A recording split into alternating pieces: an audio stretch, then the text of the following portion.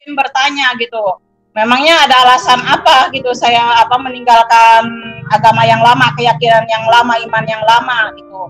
Memang ada beberapa hal gitu setelah saya membaca buku Murtadin ya. Buku Murtadin 3 buku yang pernah saya baca, Saudara ya. Di situ tuh ada ayat-ayat Al-Qur'an gitu bersama terjemahannya, bersama artinya gitu ya. Makanya dulu itu sebelum saya 100% menerima Tuhan Yesus sebagai Allah Tuhan dan Juru Selamat pribadi hidup saya kurang ajar sama Tuhan gitu, Saudara. Waktu saya belum membuka hati terima Tuhan, baru waktu itu saya baru dengar, baru tahu bahwa Yesus Kristus itu adalah Allahnya orang Kristen, Tuhannya orang Kristen, Juru Selamatnya orang Kristen.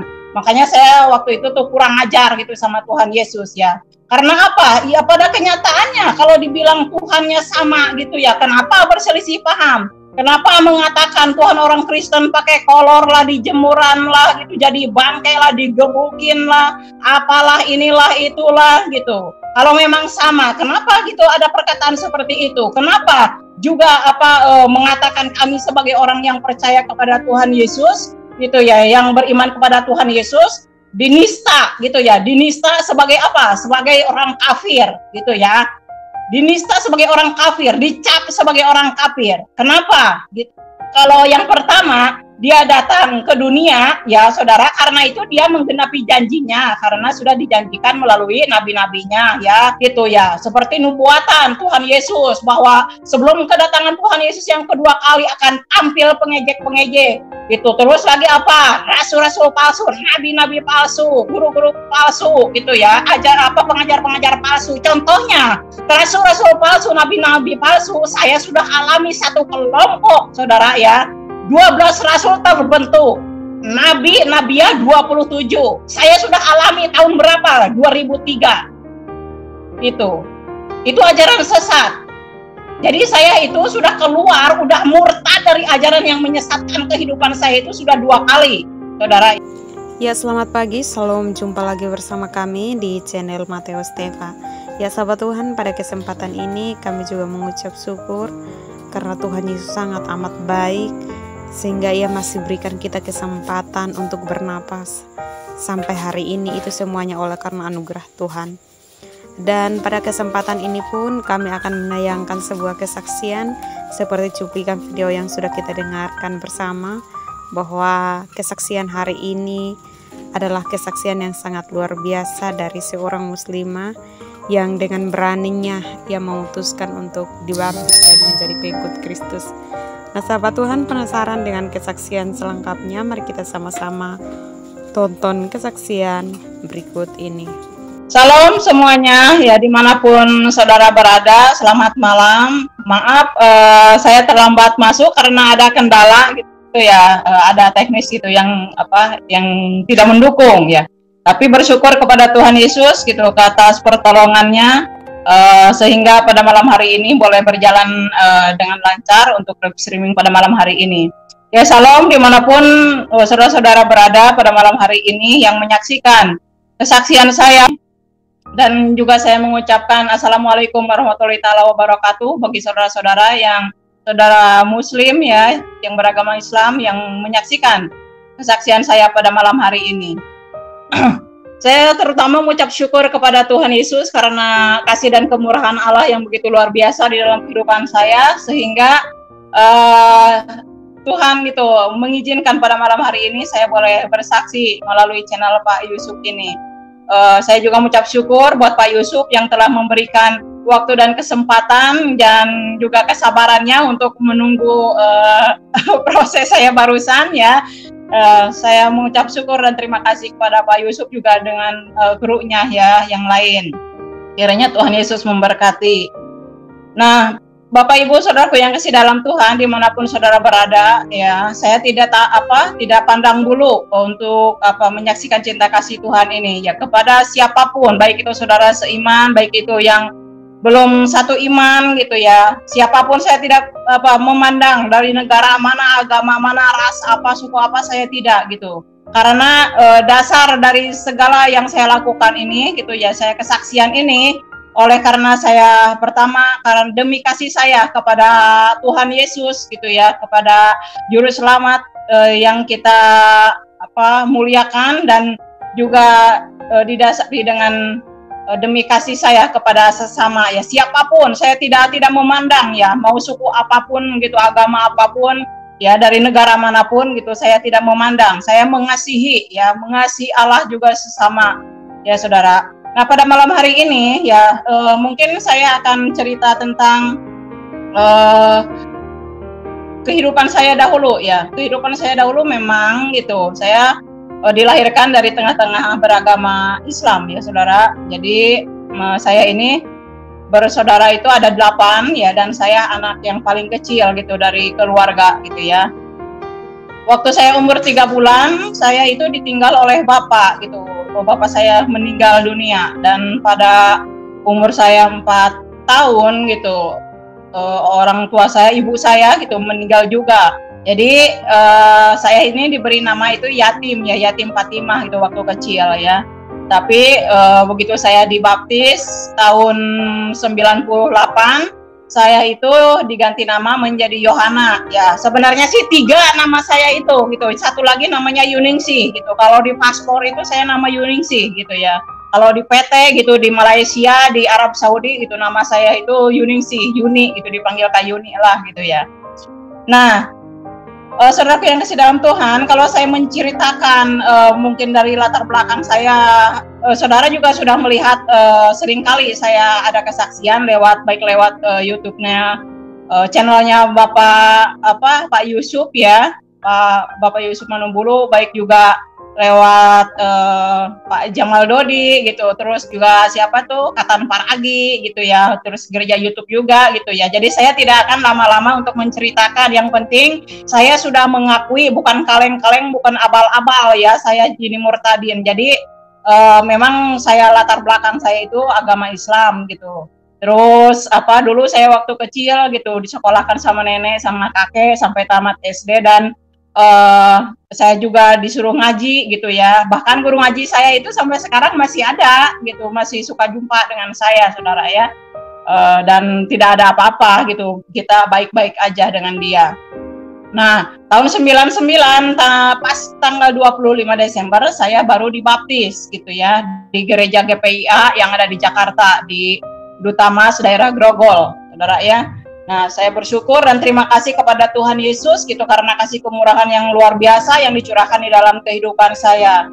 Lantas mungkin ada di antara Bapak Ibu yang menyaksikan kesaksian saya ini mungkin bertanya gitu, memangnya ada alasan apa gitu saya meninggalkan agama yang lama, keyakinan yang lama, iman yang lama gitu. Memang ada beberapa hal gitu setelah saya membaca buku Murtadin ya. Murtadin 3 buku yang pernah saya baca saudara ya, di situ tuh ada ayat-ayat Al-Qur'an gitu bersama terjemahannya, bersama artinya gitu ya. Nah, jadi memang banyak alasan gitu ya. Terus saya kan membaca juga gitu Al-Qur'an di dalam surat 4 An-Nisa ayat yang ke-82, di situ dikatakan berbunyi seperti ini ya artinya. Maka tidakkah mereka menghayati atau mendalami Al-Qur'an? Nah, di situ kan ada pertanyaan. Maka tidakkah mereka menghayati atau mendalami Al-Qur'an? Sekiranya Al-Qur'an itu bukan dari Allah, pastilah mereka menemukan banyak hal yang bertentangan di dalamnya. Gitu. Jadi karena saya disuruh untuk mendalami, makanya saudara jangan heran gitu kalau sampai sekarang pun saya gitu masih megang gitu Al-Qur'an saudara ya. Karena saya apa? Karena kan disuruh mendalami gitu. Kalau kita tidak mendalami, bagaimana kita tahu gitu ya saudara? Kalau kita tidak cari tahu, makanya saya cari tahu gitu. Kenapa? Karena kan disuruh gitu. Tadi sudah dikatakan, maka tidakkah mereka menghayati atau mendalami Al-Qur'an? Sekiranya Al-Qur'an itu bukan dari Allah, pastilah mereka menemukan banyak hal yang bertentangan di dalamnya. Nah, ketika saya membacanya rasa penasaran gitu, saya nggak mau gitu hanya katanya gitu ya, kata orang gitu ya. Sesuatu hal itu jangan cuma katanya, tetapi kita harus mengalami, harus benar-benar mau menyelidiki, dan rasa penasaran itu harus ada. Supaya apa? Supaya jika kita bersaksi, kita itu bersaksi harus ada dasarnya. Jangan bersaksi saudoli dewe semau gue gitu ya. Karena jikalau kita kesaksian tanpa ada bukti, tanpa ada dasar, pastikan fitnah akan timbul gitu kan. Mereka akan memfitnah gitu, berasumsi atau suudon lah gitu ya. Nah, makanya saya tidak berani ya bersaksi kalau tidak ada dasarnya. Saya berani bersaksi karena ada dasar gitu. Jadi dasarnya satu Alkitab ya saudara ya. Alkitab ini yang sedang saya imani sekarang ya, dan sampai selama-lamanya saya akan imani, saya akan pegang gitu ya. Dan yang kedua yaitu melalui kitab ini Al-Qur'an yang dulu pernah saya imani gitu. Nah, itu saudaraku yang kasih dalam Tuhan. Mungkin apa sih gitu ya alasannya gitu ya. Mungkin apa sih alasannya? Ada gitu ya. Yang pertama yaitu di dalam Quran surat 29 Al-Ankabut ayat yang ke-46. Saudara ya. Marilah kita akan membaca sama-sama supaya tidak suudon, tidak memfitnah ya. Kita akan membaca di dalam surat 29 ayat yang ke-46, demikianlah bunyinya. Dan janganlah kamu berdebat dengan ahli kitab. Ahli kitab itu yaitu orang-orang Kristen ya, baik itu hamba-hamba Tuhan, pendeta-pendeta atau yang lainnya, ya khususnya orang Kristen lah, itu ahli kitab ya. Itu saudara. Nah, melainkan dengan cara yang baik, kecuali dengan orang-orang yang zalim di antara mereka. Dan katakanlah, kami telah beriman kepada kitab-kitab yang diturunkan kepada kami dan yang diturunkan kepadamu. Nah, yang saya tekankan, ini adalah yang terakhir saudara ya. Bagian B, Tuhan kami dan Tuhan kamu satu. Nah, itu yang membuat saya bertanya-tanya gitu, saya berpikir, renungkan sama saya. Nah, akhirnya karena saya terus membaca gitu ya, terus saya menggali gitu. Terus saya juga minta hikmat dan pengertian kepada Tuhan, karena kan saya tidak mau mengandalkan kekuatan saya sendiri, kepintaran saya sendiri, karena firman Allah mengatakan, terkutuklah manusia yang selalu mengandalkan kekuatan sendiri dan yang selalu mengandalkan kekuatannya gitu ya, tetapi diberkatilah orang yang senantiasa menaruh pengharapannya mengandalkan Tuhan gitu ya. Nah, itu waktu saya merenungkan membaca gitu ayat Al-Qur'an tersebut saudara ya, ragu-ragu timbul gitu, rasa bimbang timbul ya, bingung timbul, cemas, khawatir, pokoknya perasaan yang macam-macam itu gitu yang membuat hati saya cemas gitu, membuat saya hati bingung. Pokoknya perasaan itu ada di dalam hidup saya, saudara ya. Nah, ketika saya merenungkan begitu gitu, kok di sini dikatakan Tuhan kami dan Tuhan kamu satu. Nah, sedangkan pada faktanya yang dapat kita lihat sekarang ini gitu ya, kita melihat dengan mata kepala kita sendiri saudara ya, kita dengar, kita saksikan faktanya, buktinya lain kan gitu. Masa dikatakan Tuhan kami dan Tuhan kamu satu? Apakah benar? Kalau bagi saya sih ya syukur gitu kalau mengakui seluruh dunia gitu ya, Tuhan yang benar itu adalah Yesus Kristus, Allah yang benar itu Yesus Kristus, juru selamat yang benar itu adalah Yesus Kristus. Bagi saya ya puji Tuhan, syukur banget gitu. Tetapi pada kenyataan kan gitu, makanya banyak perselisihan gitu, perdebatan gitu mengenai Tuhan gitu, mengenai mengenai kitab. Bahkan gitu Alkitab ini sudah dikatakan Alkitab yang palsu gitu ya, Alkitab yang palsu gitu, Injil palsu gitu ya. Nah, sekarang bagi saya ya saudaraku yang kasih dalam Tuhan, daripada saya bingung, ragu, cemas gitu ya, timbul daripada saya stres gitu ya saudara, lebih baik ya saya berdoa lah gitu. Makanya dulu itu sebelum saya 100% menerima Tuhan Yesus sebagai Allah Tuhan dan Juru Selamat pribadi hidup saya kurang ajar sama Tuhan gitu saudara. Waktu saya belum membuka hati terima Tuhan, baru waktu itu saya cuman baru dengar, baru tahu bahwa Yesus Kristus itu adalah Allahnya orang Kristen, Tuhannya orang Kristen, Juru Selamatnya orang Kristen. Makanya saya waktu itu tuh kurang ajar gitu sama Tuhan Yesus ya. Karena apa? Ya pada kenyataannya kalau dibilang Tuhannya sama gitu ya, kenapa berselisih paham? Kenapa mengatakan Tuhan orang Kristen pakai kolor lah, dijemuran lah gitu, jadi bangkai lah, digebukin lah, apalah inilah itulah gitu. Kalau memang sama, kenapa gitu ada perkataan seperti itu? Kenapa juga mengatakan kami sebagai orang yang percaya kepada Tuhan Yesus gitu ya, yang beriman kepada Tuhan Yesus, dinista gitu ya, dinista sebagai apa? Sebagai orang kafir gitu ya, dinista sebagai orang kafir, dicap sebagai orang kafir. Kenapa gitu ya?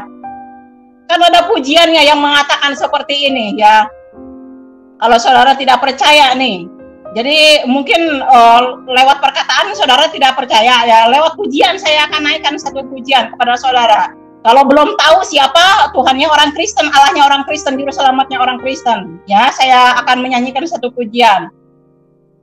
Yesuslah Tuhan kami, Tuhan dan Allahku, layak dipuji, disembah di bumi, di surga.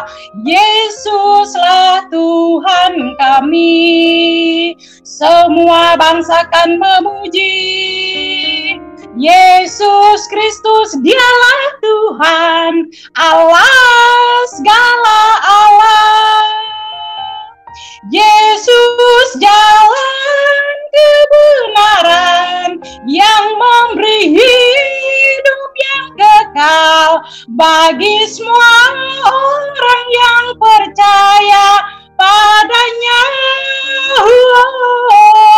Yesus jalan kebenaran yang memberi hidup yang kekal. Ku rindu semua orang menerimanya.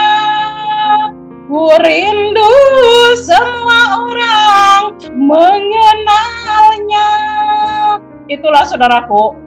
Jadi Tuhan yang kami sembah namanya Yesus Kristus. Allah yang kami sembah Yesus Kristus. Juru selamat kami adalah Yesus Kristus. Kalau dibilang sama-sama apanya? Coba renungkan saudara ayat tersebut, supaya saudara dapat pencerahan. Minta hikmat dan pengertian kepada Tuhan agar Tuhan membukakan mata hati rohani saudara supaya tidak terlambat gitu ya, tidak terlambat untuk bertobat. Jangan sampai Tuhan Yesus Isa Al-Masih datang yang kedua kali untuk menghakimi saudara masih belum mengenal Allah yang benar, belum ada di dalam jalan yang lurus, ihdinas siratal mustaqim. Karena apa? Tuhan Yesus sendiri sudah mengakui, akulah jalan kebenaran dan hidup, tidak ada seorang pun yang bisa datang kepada Bapa kalau tidak melalui aku. Itu dia mengakui. Tidak ada nabi lain atau rasul lain ya, tidak ada yang mengakui seperti dia, seperti Tuhan Yesus. Akulah roti hidup, akulah jalan kebenaran, akulah terang dunia, gitu. Akulah kebangkitan,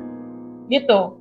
Jadi Tuhan Yesus itu segala-galanya. Makanya dikatakan dia itu memiliki nama di atas segala nama. Tidak ada ya, tidak ada pribadi yang memiliki nama di atas segala nama. Makanya dikatakan apalah dia satu Maria nabi dunia wal akhirat, gitu. Dia itu terkemuka, terpuji di dunia dan di akhirat. Nama mana nabi, mana rasul, mana yang memiliki pribadi seperti itu, berkuasa di dunia dan di akhirat, bahkan akan datang menjadi hakim, ya. Datang yang kedua bukan untuk memberikan contoh dan teladan lagi, tetapi untuk menggenapi bahwa dia datang untuk menggenapi, untuk memberikan upah, ya, upah kepada orang yang percaya, yang beriman kepada dia, upah juga kepada orang yang tidak percaya. Tetapi bukan untuk memberikan contoh dan teladan lagi, gitu. Kalau yang pertama, dia datang ke dunia, ya saudara, karena itu dia menggenapi janjinya, karena sudah dijanjikan melalui nabi-nabinya, ya, melalui nabi-nabinya, hamba-hambanya, ya, terutama kepada Yeremia. 700 tahun sebelum Yesus datang yang pertama kali untuk menggenapi janjinya, dia itu sudah memberitahukan, sudah bernubuat, gitu. Ada yang menubuatkan, saudara, ya. Jadi kalau yang benar itu sudah dinubuatkan dan juga mau bernubuat, gitu ya. Seperti nubuatan Tuhan Yesus bahwa sebelum kedatangan Tuhan Yesus yang kedua kali akan tampil pengejek-pengejek. Itu terus lagi rasul-rasul palsu, nabi-nabi palsu, guru-guru palsu, gitu ya, pengajar-pengajar palsu. Contohnya rasul-rasul palsu, nabi-nabi palsu, saya sudah alami satu kelompok, saudara, ya. 12 rasul terbentuk, nabi-nabiya 27. Saya sudah alami tahun berapa? 2003. Itu ajaran sesat. Jadi saya itu sudah keluar, udah murtad dari ajaran yang menyesatkan kehidupan saya itu sudah 2 kali, saudara, ya. Jadi yang pertama kali dulu agama yang dulu, lantas dari aliran sekte, ya, sekte Pondok Nabi namanya, saudara, ya. Itu saya di situ 4 bulan, kurang lebih 4 bulan saya mengikuti. Bahkan saya menjadi saksi saat persidangan tersebut, gitu, untuk memberatkan dakwaan dia, gitu. Jadi hakim ya, hakim atau jaksa bisa memutuskan bahwa dia memiliki ajaran sesat gitu. Jadi setelah saya bersaksi, jadi kesaksian saya itu sangat memberatkan gitu untuk dakwaan Pondok Nabi itu ya saudara ya. Nah, terus lantas mungkin apa sih gitu ya alasan yang kedua selain tadi gitu ngaku-ngaku Allahnya sama, Tuhannya sama, apalagi gitu. Yang kedua yaitu di dalam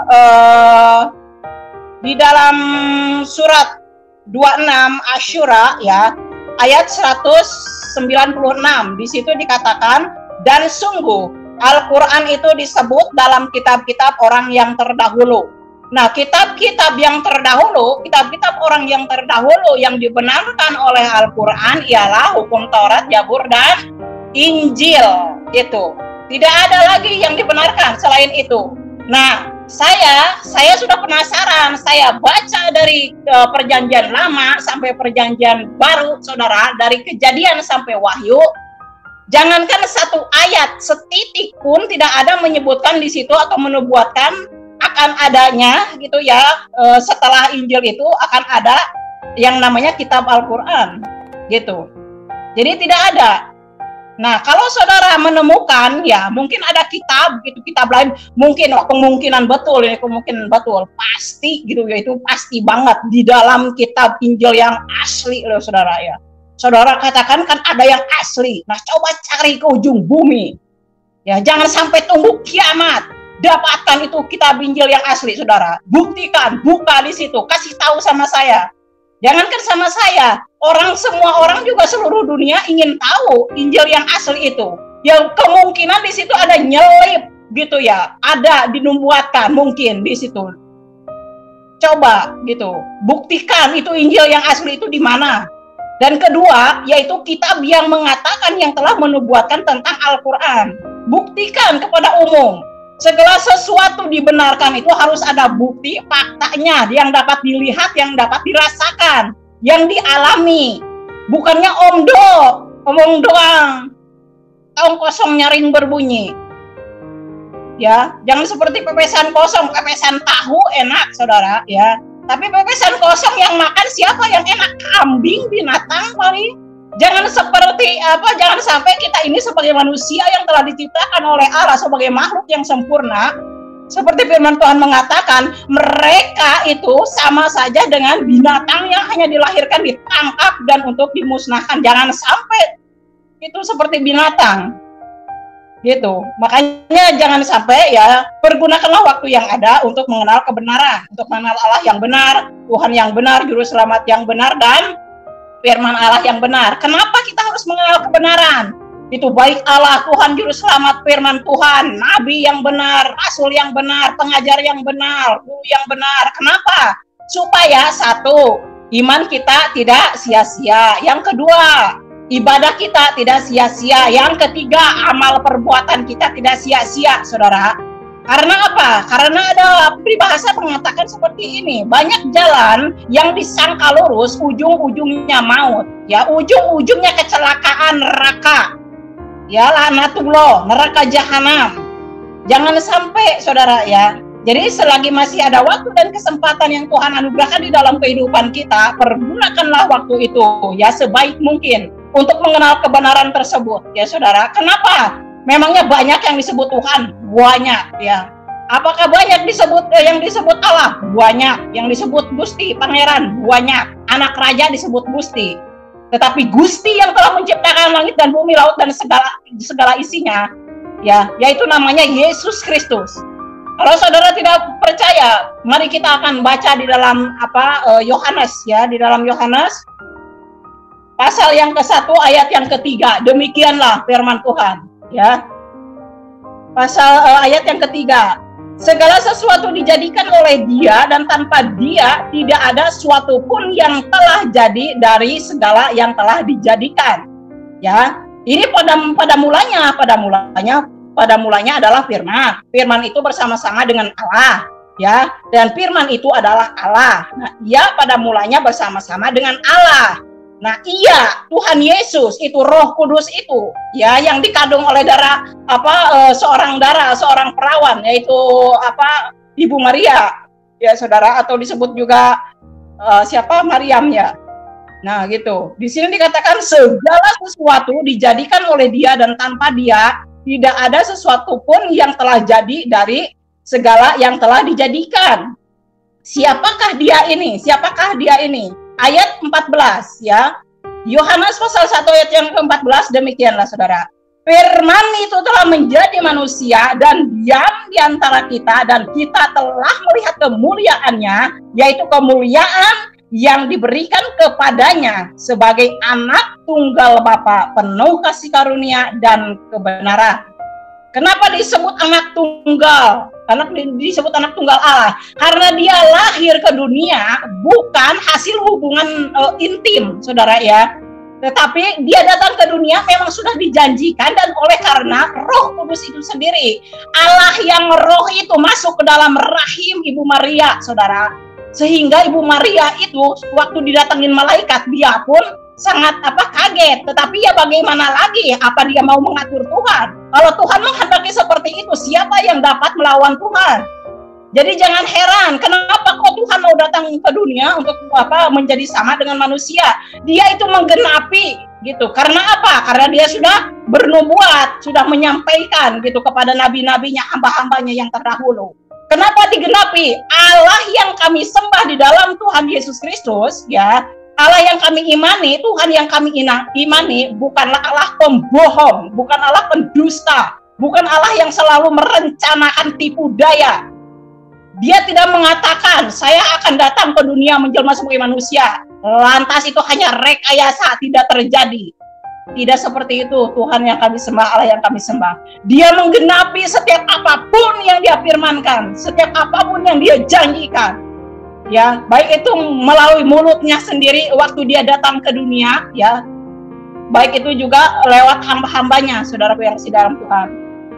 Itu.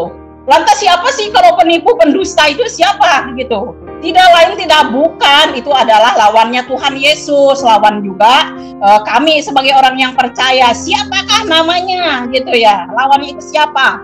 Tidak lain tidak bukan, setan adalah iblis. Bapak dari segala penipu pendusta yang suka merencanakan dusta tipu daya, yang selalu menginginkan kematian, selalu menginginkan pembunuhan, ya, kebinasaan. Siapa? Dia itu adalah setan, iblis. Itu, saudaraku yang kasih dalam Tuhan. Lantas apa lagi gitu ya? Apa lagi gitu yang membuat saya ragu, cemas gitu. Wah, udah perasaan segala macam lah saudara ya. Apalagi? Nah, yang ketiga di dalam surat KS2 ya. Surat 2 Al-Hajj 52 ayatnya 5 ayat yang ke-52. Di sini bunyinya seperti ini. Dan kami tidak mengutus seorang rasul pun, dan tidak pula seorang nabi sebelum engkau Muhammad. Saya ulang lagi ya. Dan kami tidak mengutus seorang rasul dan tidak pula seorang nabi sebelum engkau Muhammad. Nah, lagi-lagi ya. Kita sudah dengar sampai sekarang. Ya, kita mendengar gitu bahwa pengakuan dari Al-Qur'an lah gitu ya. Tidak mungkin gitu ada perkataan seperti itu kalau tidak diajarkan, bahwa katanya dia itu sebagai rasul terakhir, nabi terakhir. Kalau terakhir itu berarti ada yang awal. Lantas kenapa ayat tersebut mengatakan dan kami tidak mengutus seorang rasul dan tidak pula seorang nabi sebelum engkau Muhammad? Nah, sebenarnya dia yang akhir apa yang awal? Sedangkan di dalam Quran 57 Al-Hadid ayat yang ketiga, yang awal dan yang akhir itu, dialah yang awal, yang akhir, yang zahir, dan yang batin. Dan dia maha mengetahui segala sesuatu. Yang mengetahui segala sesuatu itu kan Tuhan sendiri. Allah sendiri yang telah menciptakan segala sesuatu. Siapakah namanya? Yesus Kristus. Itu saudara. Seperti di dalam Wahyu juga. Aku adalah Alfa dan Omega, yang pertama dan yang terkemudian, yang awal dan yang akhir. Di dalam Wahyu 21 ayat 6, Wahyu 22 ayat yang ke-13. Nah, Lantas apa lagi? Ya, masih ada gitu yang bikin ragu saya, cemas saya, bimbang gitu, sehingga saya meninggalkan gitu kepercayaan yang lama. Apalagi ada di dalam Quran surat 27 An-Naml ayat yang ke-91. Di sini dikatakan, aku Muhammad hanya diperintahkan menyembah Tuhan negeri ini, kurung tutup Mekah. Lantas di dalam surat 106 ya Quraisy ayat yang ketiga demikian, maka hendaklah mereka menyembah Tuhan pemilik rumah ini, Ka'bah. Jadi yang disembah, yang diagung-agungkan, yang dimuliakan adalah Tuhan yang ada di negeri Mekah, yang ada di Ka'bah. Jadi tidak heran kalau saudara-saudara kita gitu selama ini kan selalu datang ke sana mengatakan sebagai tamu Allah gitu ya, tamu Allah. Tidak heran karena kan di sini kan udah jelas dikatakan, Muhammad sendiri mengakui gitu ya, aku Muhammad hanya diperintahkan menyembah Tuhan negeri ini, Mekah. Dan ayat yang surat 27 An-Naml 91. Nah, aku Muhammad hanya diperintahkan menyembah Tuhan negeri ini, Mekah ya. Terus surat yang ke-106 Quraisy ayat yang ketiga demikian, maka hendaklah mereka ini pengikutnya Nabi Muhammad ya, mereka menyembah Tuhan pemilik rumah ini. Jadi hendaklah mereka menyembah Tuhan pemilik rumah ini, Ka'bah. Nah, lantas ada perbedaan tidak gitu ya dengan Tuhan atau Allah yang disembah oleh orang Kristiani gitu ya, oleh orang Kristen, beragama Kristen? Beda banget gitu. Allah Tuhan yang kami sembah adalah Allah yang bertahta di atas ya, di tempat yang maha tinggi, maha kudus, maha mulia. Dia itu di tahta kerajaan Allah. Terus di mana lagi? Di dalam hati kami setiap orang yang percaya. Gitu. Jadi Tuhan yang kami sembah tidak berdiam di dalam batu-batuan, tidak berdiam di dalam pohon-pohonan ya. Tidak berdiam di dalam guha lah apalah gitu. Mereka suka banyak orang yang datang ke guha-guha minta petunjuk.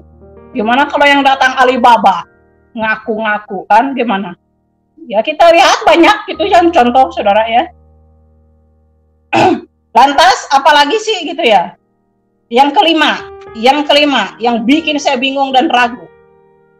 Quran surat 86 At-Tariq ayat yang ke-16, demikian bunyinya.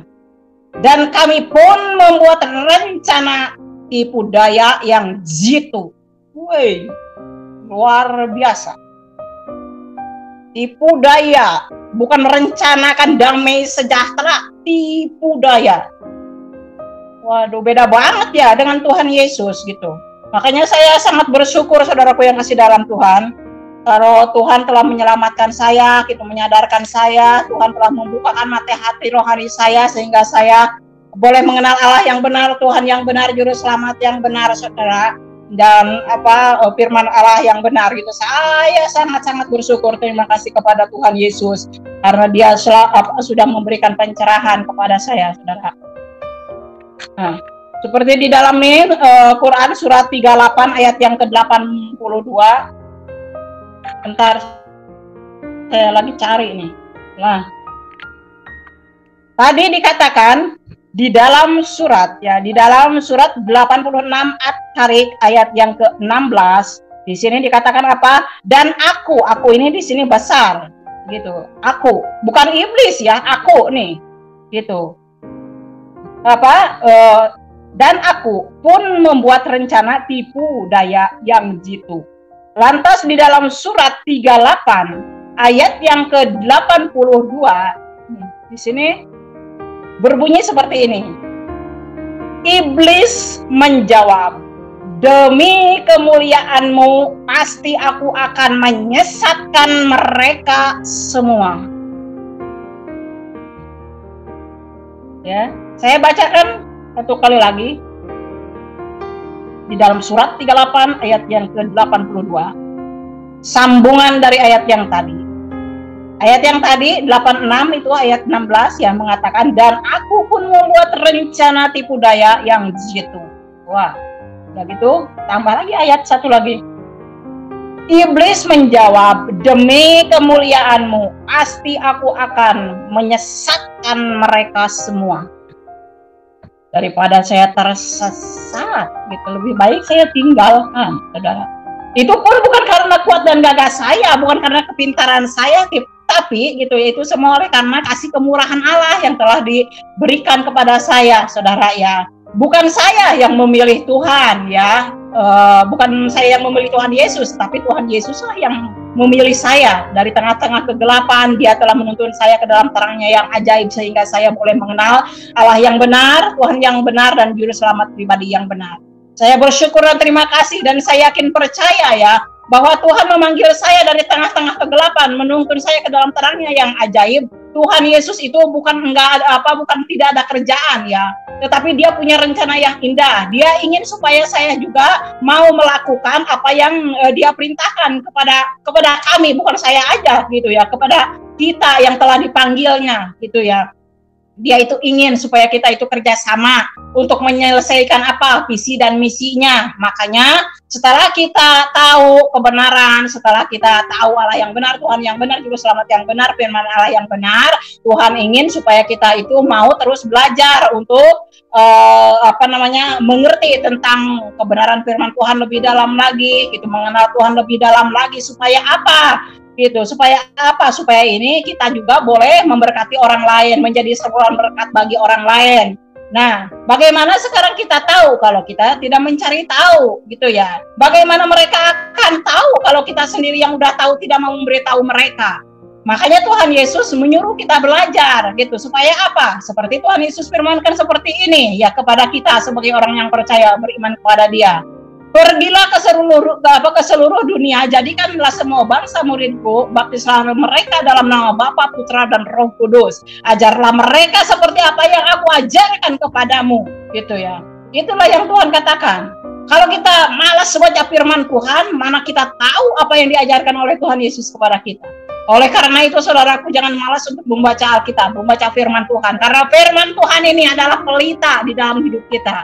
Firman ini adalah kekuatan bagi hidup kita. Firman Tuhan ini adalah pedang bagi kehidupan kita untuk melawan kuasa-kuasa si jahat.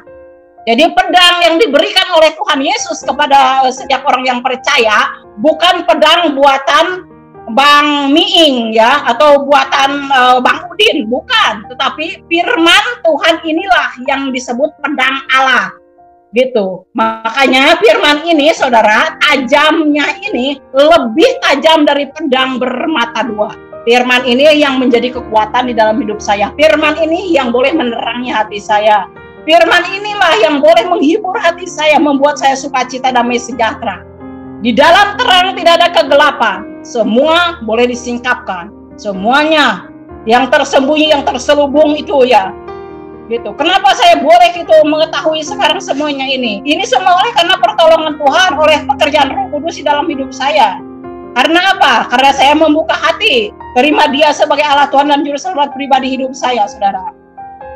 Dan Allah sendiri mengatakan bahwa Allah itu adalah Roh, ya, Immanuel. Itu saudaraku yang dalam Tuhan.